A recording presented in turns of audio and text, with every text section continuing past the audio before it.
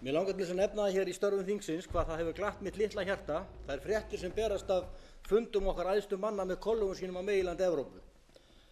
Hvar sem þeir drepa niður fæti er þeim tekið með kostum og kynjum og leggja forystumenn frændþjóða okkar á það ríka áherslu hversu mikið þeir meta samstarf þjóðanna. Það hefur ekki síst vakið athygli mína hversu einhuga þeir eru að Ísland eigi að ganga í Evrópusambandið. Mér langar til að vitna í nokkru þeirra hérna með leyfi forseta.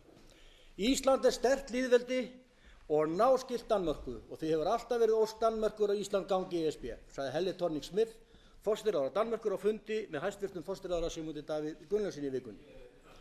Joachim Gauck, forseti Þýskalands, sagði í borðræðu sem hann flutti í tilefni opinbers hátíðarkvöldverðar til heiðurs forsetavorum og konu hans í gærkvöldi.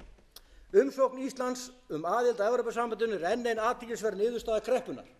Þér vitið að Þýskaland hefur alveg frá upphafi stutt aðild Íslands að ESB á fullum þunga. Sambandsþingið undirstrikaði það með þingsályktun sinni.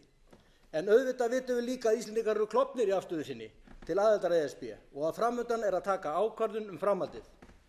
Kvöldið í kvöld má ekki líða án þess að ég segi ykkur eftirfarandi. Það væri okkur mikil ánægja að geta boðið Ísland velkomið sem hluta af Evrópusambandinu. Stefán Füle, stækkunarstjóri Evrópusambandsins, sagði á fundi með hæstvirtum utanríkisráðherra á dögunum að ESB er enn einhuga að ljúka ferlinu. Afstaða sambandsins hefur alltaf verið ljós allan tíman og það hefur ekki aðeins viljan til þess, heldur getuna til þess að ljúka þessu ferli. Virðulegi forseti, þessi ummæli áhrifamanna í Evrópusambandinu er í algjörri andstöðu við það sem hæstvirtur forseti sagði í ræðu sinni hér á þingsetningardaginn. Það væri fróðlegt að vita hvaða evrópsku áhrifamenn það voru sem sannfærðu hæstvirtan forseta vor að ESB hefði hvorki viljan né getuna til að ljúka þessu mikla hagsmunamáli fyrir framtíð Íslands.